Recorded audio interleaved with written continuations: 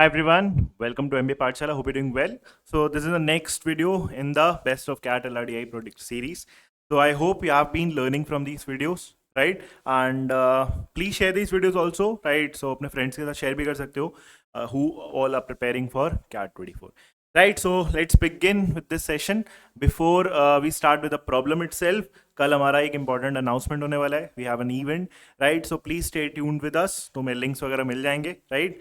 कल काफ़ी important announcements होने वाली हैं विद रिस्पेक्ट टू कैट 24. ठीक है, कुछ इंपॉर्टेंट अनाउंसमेंट्स हैं पूरा प्रिपरेशन के लिए तुम्हारी. ठीक है, so let's meet tomorrow. Now let's start with the set for today. This is again a very interesting set, right? A little bit of numbers, a little bit of logic. ठीक है, previous cat का है. Again the idea would be first pause this video right here itself. एक बार आप pause करो, try this set yourself and then proceed on with the rest of the solution. Right, so I hope you have tried this set and I hope तुमसे बन गया. Now let's start with the solution. ठीक है, let's first understand what is given in this particular scenario. काफी lengthy सा है. It looks like a big RC in itself. एक छोटा सा RC है. But yes, there are a lot of pieces of information. But yes, एक बार आप वो इन्फॉर्मेशन इससे ग्रास्प कर लोगे, गैदर कर लोगे, तो तुम्हें सिर्फ इसमें टेबल पे ही रहना है. बाकी फिर आपका इसका बहुत ज़्यादा इसमें रेलेवेंस नहीं रह जाएगा. But yes, you have to get all the relevant information from the paragraphs. So let's read this. Let's first understand what is given. तो क्या दिया हुआ है हमारे पास? क्या दिया हुआ है हमारे पास? Palak, Kasim, Ritesh and Suresh participated in a tournament comprising of 8 rounds. So basically there are 8 rounds and these are the 4 protagonists involved. ठीक है, in each round they form 2 pairs. 2 pair form करते हैं. तो pair in itself is basically of 2 people. तो 2 pair बनाने का मतलब ये बता रहा है कि ये 4 लोगों में 2 पेयर बने, राइट? मतलब अगर ए बी सी डी 4 लोग हैं तो एक पेयर ए बी का बनेगा और दूसरा पेयर सी डी का बनेगा, राइट? मतलब ए बी और ए सी इसलिए नहीं बन सकता because of the next line. Specifically उसने ये लिख दिया है with each of them being in exactly 1 pair. मतलब अगर ए बी सी डी में 2 पेयर बनाने हैं तो एक पेयर में अगर फॉर एग्जाम्पल ए बी आया तो दूसरे पेयर में ऑटोमेटिकली आपका सी डी चला जाएगा. ठीक है, now the only restriction in the pairing was that the pairs would change in successive round. Example भी दिया हुआ है, you can go ahead and read that. For example, if Palak formed a pair with Qasim in the first round, so let's say first round में P and Q का pairing हुआ, then he would have to pair with either Ritesh or Suresh in the second round. मतलब moving in the game from like any round going to the next round, any 2 consecutive rounds will not have the same pairs. तो PQ का अगर pairing हमारा किसी भी round में हुआ है तो अगले राउंड में कभी भी PQ का पेयरिंग नहीं होगा. सो P का या तो R के साथ करना पड़ेगा पेयरिंग या तो P का S के साथ पेयरिंग करना पड़ेगा. So this is the broader restriction what we have with regards to the pairings. ठीक है, आई होप समझ में आ गया. नेक्स्ट, ही वुड बी, अच्छा ओके, ये हो गया हमारा. Now in each round from here, in each round each pair decided whether to play the game in that round or not. अब ये जो पेयर हमने फॉर्म कर दिए, वो जो पेयर है वो डिसाइड करेगा whether they are actually going to play in that round or not. क्या प्ले वगैरह वो सब मे भी अपने को समझ में आ जाएगा, but yes, they decided whether to play the game in that round or not. If they decided not to play, then no money was exchanged between them. तो अगर वो पेयर जो है, वो 2 लोग जो एक पेयर का पार्ट है, अगर उन्होंने म्यूचुअली डिसाइड कर लिया कि उनको नहीं खेलना है तो उनके बीच में, उनके आपस में कोई भी मनी एक्सचेंज नहीं होगा. If they decided to play, right, the other condition, if they decided to play they had to bet either 1 or 2 rupees in that, right? तो अब क्या है, अगर वो चूज करते हैं खेलना तो उनको क्या करना पड़ेगा, या तो 1 रुपए बेट करना पड़ेगा या तो 2 रुपए बेट करना पड़ेगा, दोनों लोगों को, आइदर 1 और 2, और कोई नंबर्स नहीं है बेट करने के लिए. आगे for example if they choose to bet ₹2 then the player winning the game got 2 from the one losing the game. तो अब सिंपल सा समझ में आया है कि किसी भी राउंड में 2 पेयर बनेंगे, 2 लोगों का एक पेयर, 2 लोगों का एक पेयर. अब विद इन दैट पेयर, ये दोनों पेयर में वैलिड है, ठीक है, अलग अलग बिल्कुल. मान लो ये वाला पेयर है ए बी सी डी में, मान लो ए बी का पेयर बना और सी डी का पेयर बना, तो ए बी का पेयर आपस में चूज करेगा कि उनको खेलना है नहीं खेलना. अगर नहीं खेला तब तो कोई मनी एक्सचेंज नहीं होगा. But if they decided to play तो वो ये डिसाइड करेंगे कि आपस में कितने का बेट करना है, राइट? दोनों सेम ही बेट करेंगे, ठीक है, ऐसा नहीं होगा कि वो डिफरेंट बेट हो गया. उन्होंने आपस में मिलकर एक बेट चूज कर लिया. फॉर एग्जाम्पल अगर 2 रुपीज का बेट उन्होंने सेट कर लिया आपस में, ए बी ने, तो अब वो एक गेम खेलेंगे, वो गेम क्या है उससे हमें कोई लेना देना नहीं है इस पर्टिकुलर सेट में। वो एक गेम खेलेंगे, उसका जो विनर होगा उसको 2 रुपए मिल जाएंगे, राइट। और वो 2 रुपए कौन देगा? जो उस गेम का लूजर होगा। तो सिंपली एक पर्सन से दूसरे पर्सन पे ₹2 का ट्रांसफर होगा, एक का 2 बढ़ेगा और एक का 2 कम होगा। यही सिनेरियो है वहां पे, ठीक है। तो ये बेट या तो 2 रुपए की हो सकती या 1 रुपए की भी हो सकती थी। तो पर्सन का अगर बेट हमने मान लो दोनों लोगों का विद इन अ पेयर 1 रुपए का डिसाइड करा, तो उन दोनों लोगों में से किसी एक का 1 से बढ़ेगा और किसी एक का 1 से डिक्रीज होगा। ये है हमारा situation with respect to the bet. Now यहां तक तो हो गया हमारा क्लियर, ठीक है। Next, at the beginning of the tournament initially before even the round 1, again at the beginning of the tournament the players had ₹10 each. Now this is important, like initially before anything happened in this game, right, initially सबके पास कितना था? 10 10 10 and 10। तो initially सबके पास कितना था मिला के? ₹40। Now important ये है, इस टेबल में भी जब हम आएंगे तो कुछ चीजें लाइक इंपॉर्टेंट हो जाएंगी, बट ये तो हमें स्टार्टिंग से समझ में आएगा जिस हिसाब से ये सिनेरियो डिस्क्राइब्ड है। इनिशियली अगर इनके पास चारों के पास मिला के ₹40 था, आफ्टर एनी राउंड बस अमाउंट्स चेंज हो सकते हैं individually, but the total amount of money will be constant, ₹40 ही रहेगा। बिकॉज अल्टीमेटली कोई एक पर्सन दूसरे पर्सन को अमाउंट दे देगा, तो किसी एक का बढ़ेगा और उतने ही से दूसरे का डिक्रीज होगा। मैक्स टू मैक्स यही हो सकता है। तो individually values can change of the 4 people, but the total amount of money between the 4 people involve will remain constant and that is 40। तो ये छोटा सा फैक्ट हम यूज करेंगे कि चारों लोग का हर राउंड के एंड में आपका टोटल अमाउंट ऑफ मनी ₹40 ही रह जाएगा। नाउ अब ये टेबल के बारे में इंफॉर्मेशन समझना है and that is very crucial to this set कि टेबल में जो वैल्यूज हैं वो रैंडम वैल्यूज नहीं है, they are having a little bit of significance attached to them. तो उसको पढ़ते हैं, क्या बोलिए। तो the following table shows partial information about the amounts that the players had at the end of each of the 8 rounds.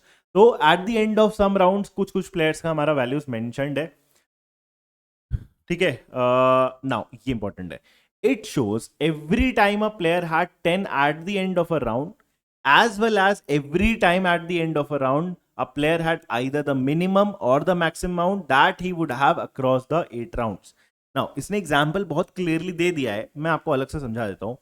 For example अगर मैं जैसे नोटिस करता हूं कासिम का, ठीक है, या किसी भी पर्सन के लिए जो मैं बोलूंगा वो हर पर्सन के लिए वैलिड है। इसने ये बोल दिया कि इस टेबल में किसी भी पर्टिकुलर पर्सन का 3 चीजें मेंशन्ड है। 3 चीजें कौन सी? पहला, अगर किसी भी पर्सन को ₹10 eight the end of any round मिला हुआ है, मतलब फाइनली अगर पर्सन का amount at the end of any round अगर ₹10 था, वो हमारा ऑलरेडी इस टेबल में फिर मेंशन्ड होगा। मतलब ऐसा नहीं हो सकता कि जैसे कासिम है फॉर एग्जांपल, तो कासिम को और मिसिंग वैल्यूज जो हैं, ये 4 मिसिंग वैल्यूज, उसमें कहीं पे 10 आया, ऐसा नहीं हो सकता। बिकॉज अगर किसी भी पर्सन का eight the end of any round यहां पे आपका 10 अगर था, वो 10 वुड ऑलरेडी बी मेंशन, ठीक है। वो 10 में हमारी और कोई पॉसिबिलिटी नहीं है, वो 10 आपका ऑलरेडी टेबल में रहा होगा। नेक्स्ट, और क्या बोला है उसने? हर एक पर्टिकुलर पर्सन का अक्रॉस द 8 राउंड्स, जैसे कासिम के लिए इन 8 राउंड में जो उसकी मिनिमम वैल्यू होगी वो ऑलरेडी मेंशन्ड है, एंड सिमिलरली जो उसकी मैक्सिमम वैल्यू होगी वो ऑलरेडी मेंशन्ड होगी। तो जैसे हमें यहां नोटिस कर रहे हैं इन चारों में जो वैल्यूज गिवन है उसमें मिनिमम वैल्यू क्या है? हमारी 8 है। दैट मीन्स ये 8 जो है वो कासिम का मिनिमम पॉसिबल वैल्यू ही है। और अब हम ये भी बोल सकते हैं कि बाकी सारी जो मिसिंग वैल्यूज है वो हमेशा 8 से ऊपर ही होंगी। 8 भी नहीं हो सकता, बिकॉज अगर मान लो कहीं पे राउंड 3 में मान लो यहाँ 8 हुआ भी होता ना, तो 8 फिर दिया होता, because 8 would have been the least possible value. But वो ये बोल रहा है कि लीस्ट पॉसिबल वैल्यू किसी भी पर्सन का जो भी होगा वो ऑलरेडी इस टेबल में मेंशन्ड है। भले ही वो 2 बार आए तो 2 बार मेंशन्ड होता, ठीक है। यहां पे 1 बार मेंशन्ड है, मतलब इसको 8 एक ही बार मिला है। All the remaining values are definitely way above 10, ठीक है।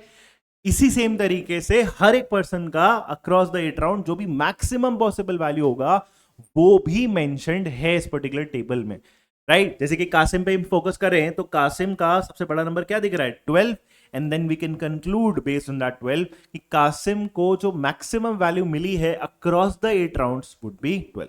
तो अब कहीं और 12 भी उसको नहीं मिल सकता। Right, that is what is given in this particular paragraph. इसने सुरेश का एग्जांपल लिया हुआ है. You can definitely read this, you will understand कि पॉसिबल वैल्यूज हम एक्चुअली में लिख सकते हैं based on this particular interpretation. ठीक है. एंड एक लास्ट पॉइंट दिया हुआ है, इसको हम डेफिनेटली टेबल में यूज करने वाले हैं. It was also known that Palak and Qasim had the same amount of money with them at the end of round 4. तो पलक एंड कासिम का यहां पे दोनों जगह अमाउंट क्या है, सेम. ठीक है. तो ये हमारा हो गया टेबल का interpretation. Now let's start solving this. बड़ा इंटरेस्टिंग सा सेट है. ठीक है. बहुत डिफिकल्ट भी नहीं है once you get the like hang of this, once you get the logic of this. तो ये इतना ज्यादा आपका डिफिकल्ट है नहीं. ठीक है. बट पहले आपको पूरा इसको समझना पड़ेगा.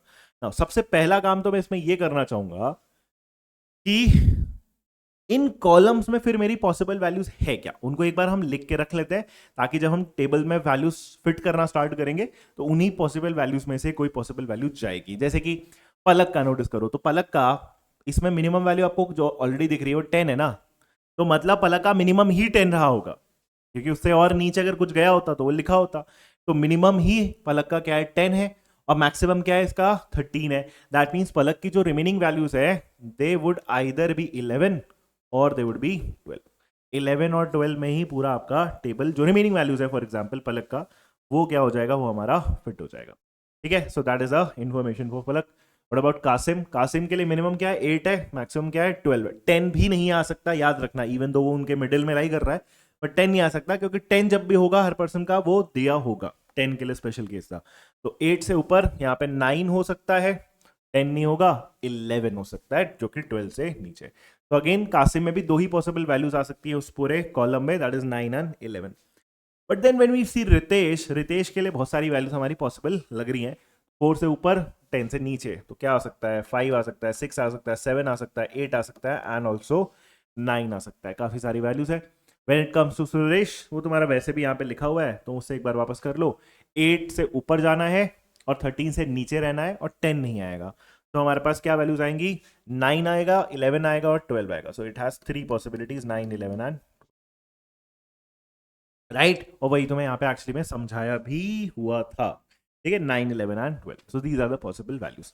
Now let's start filling in all the data. ठीक है. जहां जहां हम पहले सिंपली नंबर निकाल सकते हैं, पहले वो फिट कर लेते हैं, फिर हम लॉजिक लगाना स्टार्ट करेंगे. सबसे पहला काम तो मैं इसमें ये करना स्टार्ट करूंगा, मुझे ये पता है इनिशियली इन चारों के पास कितना कितना था, 10 10 10 ईच, जिससे हमने ये चीज बोली थी, क्या समझा था, हमेशा in any round the total sum with the 4 people would be 40. तो अब नोटिस करो, देर आर सम राउंड जिसमें तुम्हें 3 लोग का नंबर पता है, तो ऑब्वियसली चौथे का नंबर निकल जाएगा. ठीक है. तो जैसे फर्स्ट राउंड, सेकेंड राउंड और हमारा फिफ्थ राउंड के नंबर्स डेफिनेटली ईजी है निकालने. तो फर्स्ट राउंड में क्या हो जाएगा, 8 10 और 10, दैट इज 28 28, और 40 का डिफरेंस कितना आ जाएगा, 12. तो मतलब पलक का कितना रहा होगा यहाँ पे, 12 रुपीज. सिमिलरली राउंड 2 में अगर देखो तो 13 प्लस 10 प्लस 8, 13 8 इज 21, 21 और 10 इज 31, 40 माइनस 31, ये नंबर आ जाएगा रितेश का, दैट इज 9. सिमिलरली राउंड 5 में 10 10 20, 20 and 13, 20 and 13 is 33, 40 minus 33, this would be 7. ये सारी वैल्यूज हमारी स्टार्टिंग से ही यूनिकली फिगर आउट भी हो जाएंगी. और क्या चीज़ हम यहाँ पे फिट कर सकते हैं, सबसे पहले तो जैसे राउंड 4 में स्टेटमेंट दिया था ना, it was also known that Palak and Qasim at the same amount of money with them at the end of round 4.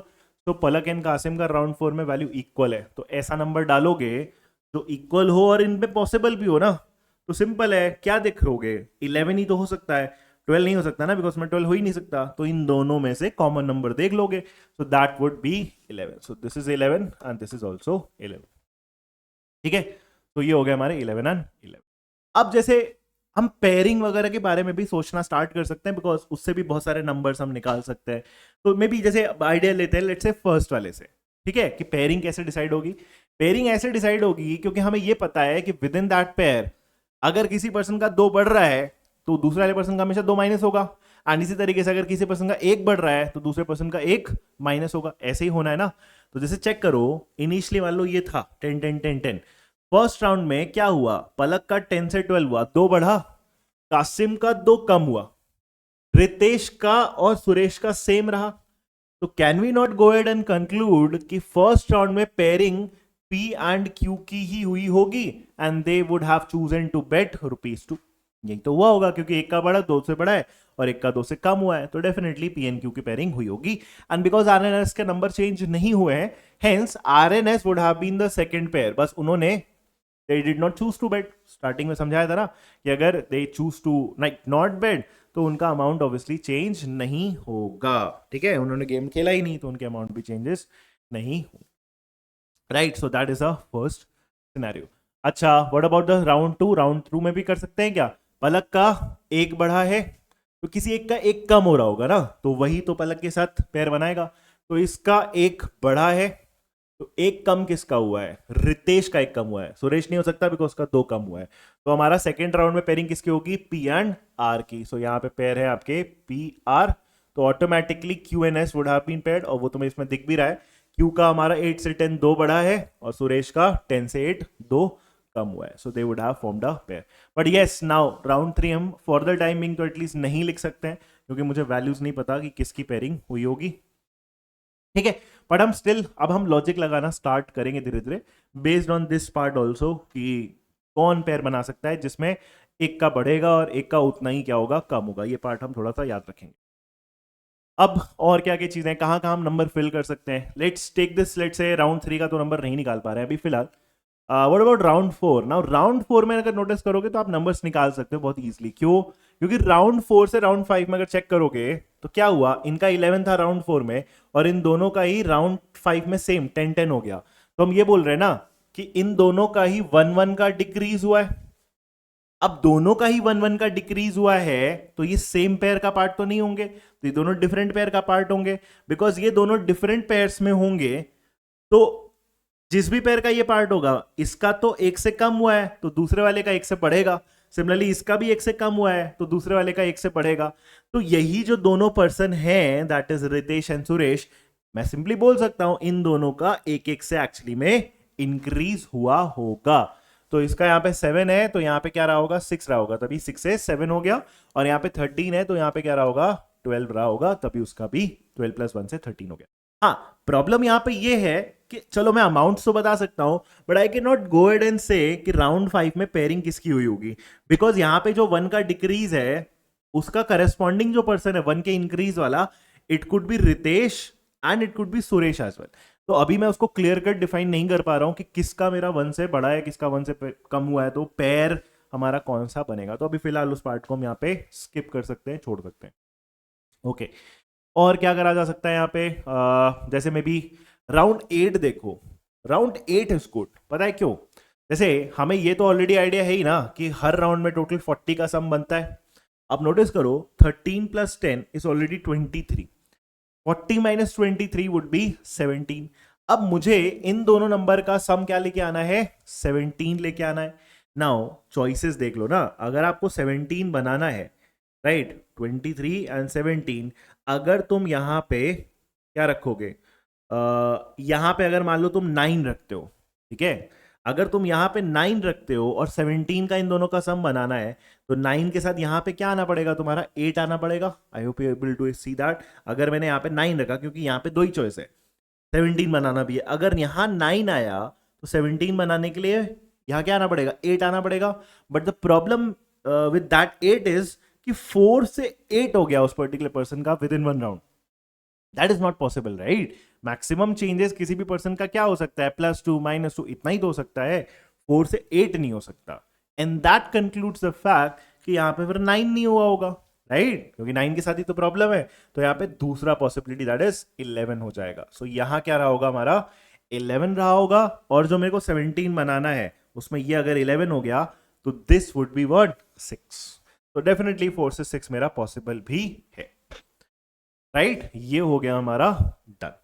Now अब हम क्या ये सोच सकते हैं कि मतलब राउंड 7 के क्या नंबर्स आए होंगे? थोड़ा वही सेम लॉजिक से, जैसे नोटिस मैं ये करना चाहता हूं कि हुआ क्या, इस पर्सन का, रितेश का, यहां से 2 बढ़ा है ना, तो किसी इनमें से पलक एंड सुरेश में से, क्योंकि इसका नहीं है ना, इसका 2 बढ़ा है तो इसका 2 कम तो हुआ नहीं है, तो मैं ये बोल रहा हूं कि इसका जो 2 बढ़ा उसके करस्पॉन्डिंग जो 2 माइनस हुआ होगा, it would have been either Palak और सुरेश।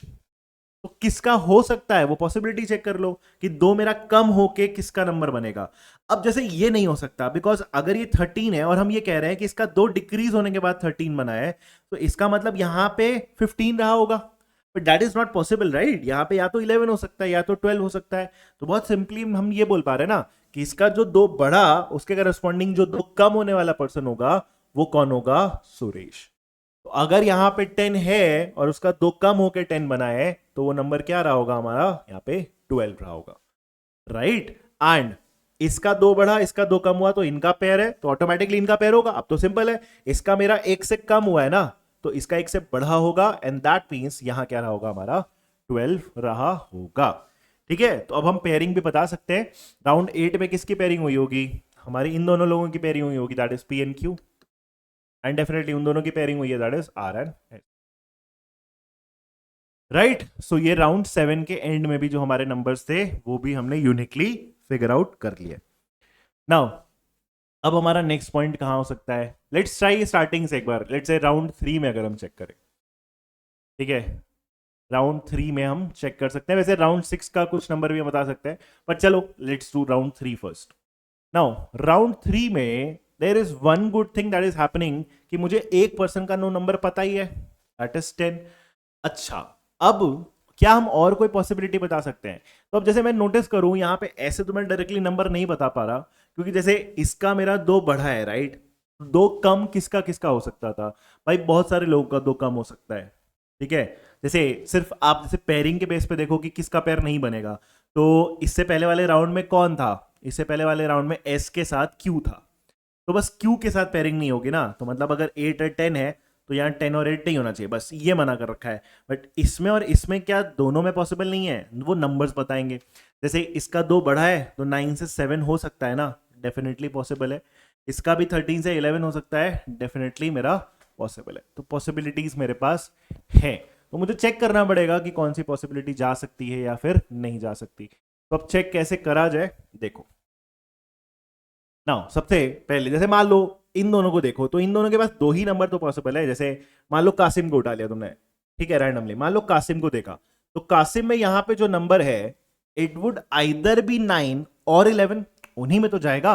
तो बस आप ट्राई कर लो, क्लियर हो जाएगा अपने आप। मान लो इसमें क्या रखा हमने 9, डिफरेंट कलर यूज कर रहे हैं, पॉसिबिलिटी वाला पार्ट अभी चेक कर रहे हैं, ठीक है, केस वर्क कर रहे हैं। सपोज मैंने बोला इसका क्या है 9 है, राइट, इसका 9 आया। अब चेक करो यहां और यहां नंबर क्या जाने। तो अब सिंपल सी बात है, हमें यह समझना है कि यहां पे क्या हुआ है, 10 से 9 हुआ है। 10 से 9 होने का मतलब यहां 1 से डिक्रीज हुआ है, तो इन दोनों में कोई एक पर्सन होगा ना जिसका 1 से इंक्रीमेंट होगा, डेफिनेटली। तो 1 से इंक्रीमेंट किसका हो सकता है, 13 से 14 नहीं जा सकता, बिकॉज इसमें पॉसिबिलिटी ही नहीं है, राइट। तो अगर इसका 1 का डिक्रीज है तो 1 का इंक्रीज वाला पर्सन इसी को बनना पड़ेगा, बट ये बन नहीं सकता ना, क्योंकि 9 से यहां पे 10 हम लिख ही नहीं सकते, क्योंकि यहां पे 10 है ही नहीं। तो अब मुझे समझ में आ रहा है कि अगर मैं इसको 9 देता हूं तो किसी एक को जो 1 से इंक्रीज देना है वो ना मैं इसमें कर पाऊंगा पलक में, ना मैं इसमें कर पाऊंगा, दैट इज रितेश में, and hence this contradicts the fact कि यहां पे क्या है 9, तो वहां पे 9 है ही नहीं। और यहां पे अगर 9 नहीं है तो वहां पे हमारी दूसरी पॉसिबिलिटी पहुंचेगी, and that would be 11। So let's go ahead and remove that 9, और तुरंत से अपनी दूसरी पॉसिबिलिटी यूनिकली डाल देंगे कि यहां क्या आना है, डेफिनेटली फिर हमारा 11 आएगा, राइट। तो अब मेरा क्या आ गया, यहां पे 11 आ गया। अब यहां पे जैसे चेक कर लेते हैं, इसका 10 से 11 हुआ है ना, तो इसका क्या हुआ है, 1 से इंक्रीमेंट हुआ है। अब 1 से इंक्रीमेंट हुआ है तो 1 से डिक्रीज किसी का हो रहा होगा। अब 1 से डिक्रीज किसका होगा, अगर मैं अब देखो यहां पे 1 से डिक्रीज फॉर द टाइमिंग दोनों का पॉसिबल दिख रहा है, क्योंकि 13 से मैं 12 भी कर सकता हूं, पॉसिबल है, और 9 से मैं 8 भी कर सकता हूं, दैट इज ऑल्सो पॉसिबल। तो अगेन मुझे क्या करना पड़ेगा, फिर से मुझे एक पॉसिबिलिटी ट्राई करनी पड़ेगी। दोनों में एक बार रख के चेक कर लेते हैं कि पूरी चीजें मेरी बैलेंस हो रही है या नहीं हो रही है। जैसे मान लो एग्जांपल के लिए फर्स्ट सिनेरियो लेते हैं, मान लो मेरा इसका 10 और 11 हुआ है, इसका 1 से इंक्रीज हुआ। सपोज मैंने बोला इसका 1 से डिक्रीज हुआ, तो इसका कितना हो जाएगा भाई, इसका क्या हो जाएगा, हमारा 12 हो जाएगा, राइट। अब देखो इसका 1 बढ़ा इसका 1 कम हुआ, तो ये पेयर हुए। इसका मतलब अगर इसका 2 बढ़ा तो इसका 2 कम होना चाहिए, ये क्या हो जाएगा मेरा 7, ठीक है, दैट इज परफेक्टली फाइन। ये हमारा क्या हो जाएगा, 7 हो जाएगा। नाउ प्रॉब्लम क्या है इसमें, क्या ये मेरा बन सकता है या नहीं बन सकता? तो अब नोटिस करोगे तुम्हारा राउंड 4 में इसका 12 से 11 हुआ, मतलब इसका चेंज हुआ है, फाइन। इसका 7 से 6 हुआ, चेंज हुआ है, फाइन। इसका 10 से 12 हुआ, सॉरी, इसका 10 से 12 हुआ, राइट, सॉरी, हाँ 10 से 12 हुआ, तो वो भी चेंज हुआ है। तो 3 लोगों का मेरा एग्जैक्टली चेंज हो जा रहा है, लेकिन सिर्फ एक ही पर्सन है जिसका चेंज नहीं हो रहा। That is not possible. हमेशा एक ही पर्सन का एग्जैक्टली चेंज ना हो going from one round to the next round, that is definitely not possible. 2 लोगों का होगा, बिकॉज उस पेयर में दोनों लोगों का चेंजेस नहीं होगा ना। एंड हेंस मैंने 11 के साथ जो यहां पे 12 लिख दिया, इसका जो 1 का डिक्रीज कर दिया, ये क्या हो गया हमारा, गलत हो गया। तो अब मुझे क्या करना पड़ेगा, तुरंत से दूसरी पॉसिबिलिटी बनानी पड़ेगी, and that should definitely be fine, right. अब बिल्कुल दूसरा वाला पॉसिबिलिटी बिल्कुल यूनिक आएगा, जैसे 10 से मैंने इधर 1 से इंक्रीज किया, तो 1 का डिक्रीज इसमें ना करके इसमें करूंगा, and that would be it. अब वो फिट आना भी चाहिए। तो अब सिंपल समझ में आ गया कि इनका पेयरिंग हुआ है, 1 बढ़ा 1 कम हुआ, इसका 2 बढ़ा तो इसका 2 कम होना चाहिए था, तो this would be 11, right. So I hope वो पार्ट हमें समझ में क्लियरली आ गया। तो अब नोटिस करोगे जिस बेस पे हमने राउंड 4 में जाके चेक करा था वो चेक रहेगा, क्यों? क्योंकि यहाँ 11 से 11 है और इसका भी 11 से 11 है, तो यही दोनों पेयर बनाए होंगे। बाकी यहाँ इसका 2 कम हुआ और यहाँ पे 2 बढ़ा, दैट इज परफेक्टली फाइन। ऐसा ही कुछ सिनेरियो में चाहिए था।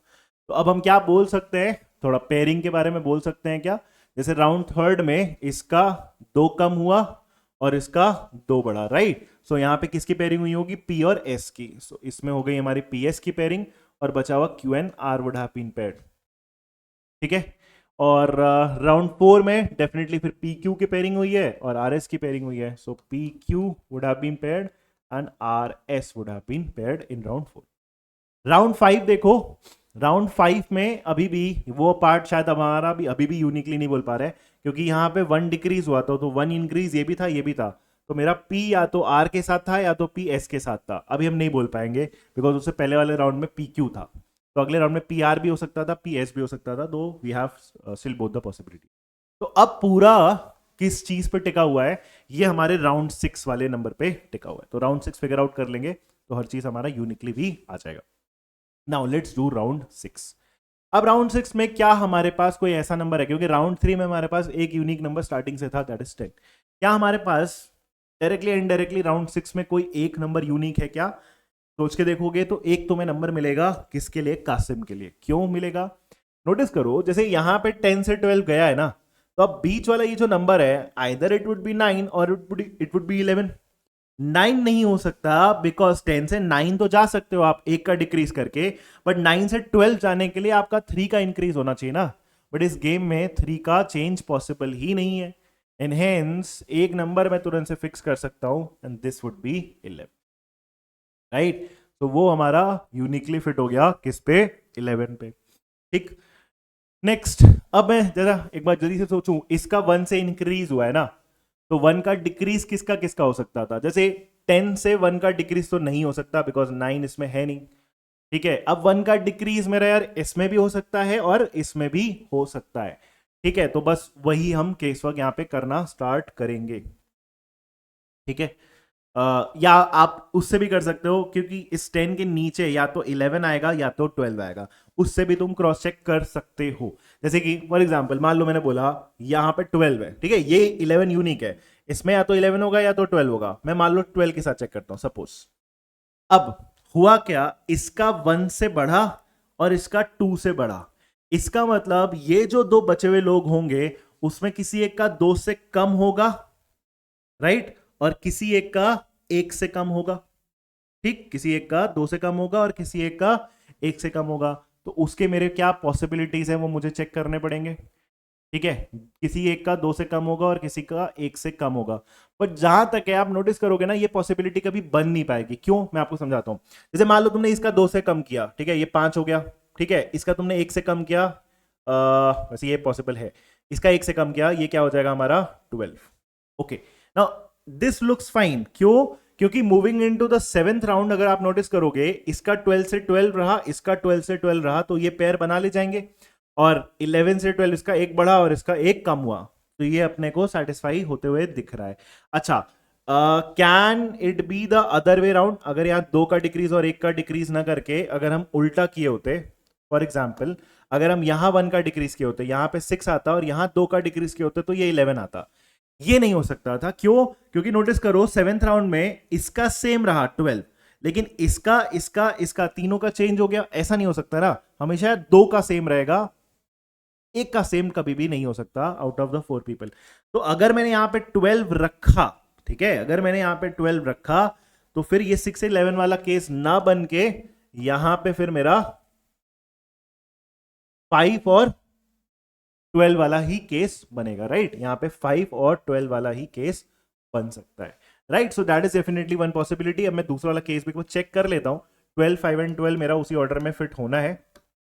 अच्छा, दूसरी पॉसिबिलिटी क्या बोल रहा था मैं? मान लो अगर मैं यहाँ पे 12 नहीं रखा होता, क्या सपोज मैंने यहाँ 12 न रखा होता, अगर मैंने यहाँ पे सपोज 11 रखा होता, तो अब इसमें क्या हुआ? इसमें 10 से 11, इसमें 10 से 11, दोनों का 1-1 से इंक्रीज हुआ है। अब दोनों का अगर यहाँ पे 1-1 से इंक्रीज हुआ है, इसका मतलब इन दोनों का 1-1 से डिक्रीज होगा। इन दोनों का 1-1 से डिक्रीज होगा तो इसका तो 6 आ जाएगा, इसका कितना आ जाएगा? 12 आ जाएगा। लेकिन अगेन दैट प्रॉब्लम परसिस्ट। कौन सी प्रॉब्लम?